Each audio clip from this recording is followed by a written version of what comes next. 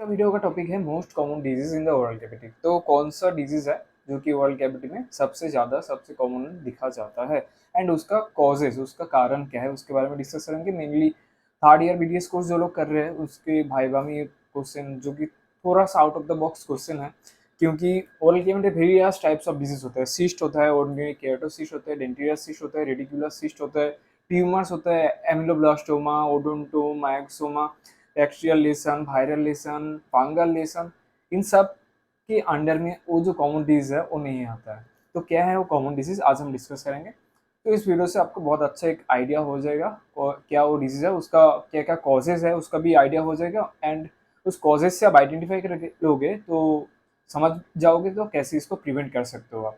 तो most common disease in the oral cavity है dental caries. Yes guys, जो कि एकदम बेसिक सा होता है। थर्ड ईयर में जाकर आप वेरियस डिजीज के बारे में पढ़ोगे, सिस्ट, ट्यूमर्स, ये वो बहुत सारी चीज पढ़ोगे। और ये जो सिंपल चीज है ना डेंटल कैरीज, ये मैक्सिमम स्टूडेंट भूल जाते हैं, जो कि सबसे कॉमन है। तो ये सबके दिमाग में रखना चाहिए जो कि डेंटल कैरीज सबसे कॉमन है। मैक्सिमम पेशेंट आपका कॉलेज, डेंटल कॉलेज में या आपका क्लिनिक होने के बाद जो पेशेंट आएगा ना डेंटल कैरीज की वजह से आएगा।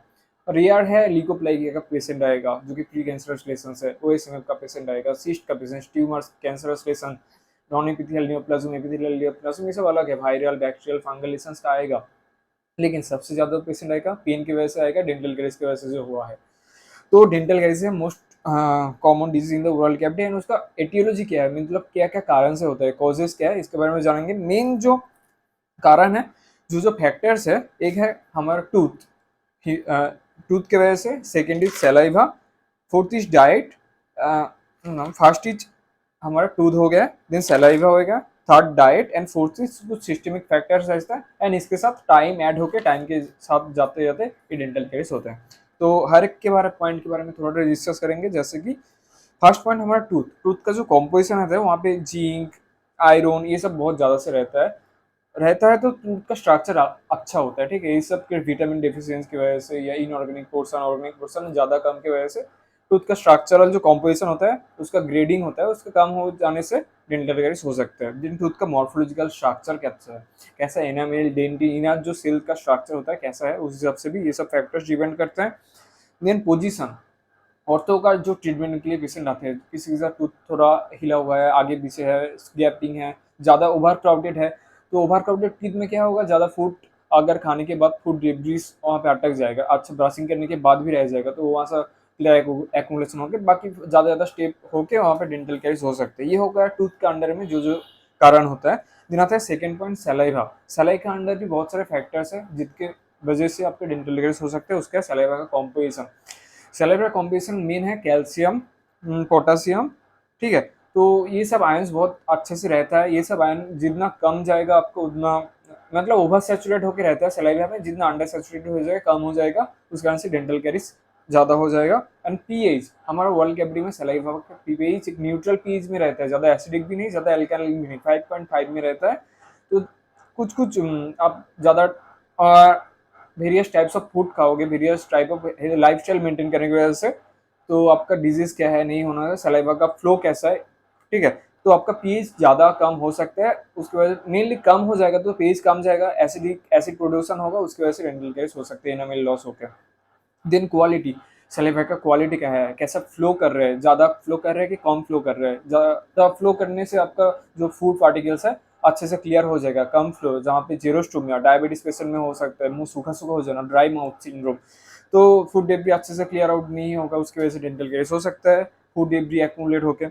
जिन विस्कोसिटी कितना है सलाइवा का, एंटीबैक्टीरियल फैक्टर्स जो सलाइवा में रहते हैं, इम्यूनोग्लोबुलिन ए, आईजीए, वो है कि नहीं, ये सब प्रेजेंट होने की वजह से सलाइवा अच्छा होता है। नहीं प्रेजेंट होगा तो आपका सलाइवा का क्वालिटी खराब होगा, डेंटल कैरीज का चांस ज्यादा हो सकता है। Then the third point is diet, raw unrefined food, जैसे कि various types of vegetables, foods, fruits, ये सब खाओगे तो बहुत अच्छा है, अच्छे से क्लियर आउट हो जाएगा। लेकिन सॉफ्ट रिफाइंड, मेनली जो प्रोसेस्ड पैकेट फूड आता है आपका, chocolate, lozenges, chips, cakes, mayonnaise, ये सब खाने से अच्छे से क्लियर आउट नहीं होता है, मुंह से ओरल कैविटी में रह जाता है, तो ये सबसे डेंटल कैरीज का ज्यादा चांस होता है आपका।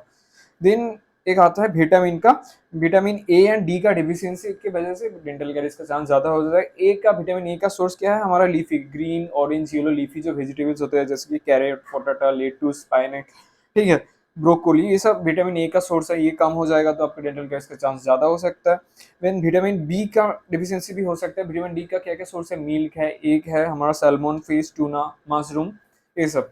Then the fourth factor is systemic factor. Systemic factor में मेनली दो आते हैं, हेरिडिटी, आपका जेनेटिक में फैमिली में माता पिता और किसी का होगा तो डेंटल कैरियर्स का चांस आपका भी हो सकता है ज़्यादा। एंड प्रेगनेंसी टाइम में वेरियस हार्मोनल ऑल्टरेशन होता है प्रेगनेंसी के टाइम में, तो उस टाइम में ना तो जिंजाइवल का प्रॉब्लम होता है उस टाइम में, जिंजाइवल इन्फ्लेमेशन होता है, ठीक है, हाइपरप्लेसिया, गाम हाइपरप्लेसिया होता है, उस टाइम में डेंटल कैरियस होने का चांस रहता है। और ओरल हाइजीन अच्छे से मेंटेन नहीं कर पाओगे तो उसके लिए भी डेंटल कैरियस होता है। And the last factor is time. Time के जाते जाते ये सब फूड एक्टिवेट करेगा आपका सिस्टमिक फैक्टर्स, बाकी फैक्टर्स एक साथ काम करके जितना ज़्यादा टाइम जाएगा उतना ज़्यादा प्रोग्रेसिव होते जाएगा आपका डेंटल कैरियस। तो इसके लिए आपका रेगुलर फॉलो आप चेकअप करवाना है। कुछ कुछ कैरीज है ना आप समझ नहीं पाओगे, लेकिन छोटा छोटा कैरीज है जो बाद में जाके लेटर स्टेज में बड़ा होके आपका टूथ एकदम डिके कर देता है, डेंटल कैरियस हो जाता है। बाद में जाके या तो आरसीटी करके रखना पड़ता है क्राउन लगा के, नहीं तो आपको एक्सट्रैक्शन कर लेना पड़ता है, नहीं तो इम्प्लांट करना पड़ता है जो कि बहुत महंगा होता है। तो ये सब अगर प्रिवेंट करना चाहते हो तो रेगुलरली डेंटिस्ट के पास आपका एक नॉर्मल एक फैमिली डेंटिस्ट एक ठीक ठाक होना चाहिए, जाके एक 3 महीने या 6 महीने बाद बाद जाके थोड़ा बहुत चेक कर लेना, क्योंकि नॉर्मल नेकेड आई से ना हम लोग अच्छे से देख नहीं पाते हैं क्या कंडीशन है हमारा दांतों का। जब डेंटिस्ट के पास जाना, थोड़ा देख लेना, कभी कभी चेकअप फॉलोअप रखना, उसके लिए आपके हेल्थ के लिए बहुत अच्छा होगा। ओरल हाइजीन मेंटेन रहेगा, हेल्दी लाइफस्टाइल कर पाएंगे, आप मेंटेन कर पाएंगे। तो आज का वीडियो यहाँ पे खत्म करते हैं, मिलते हैं आपके साथ नेक्स्ट वीडियो में।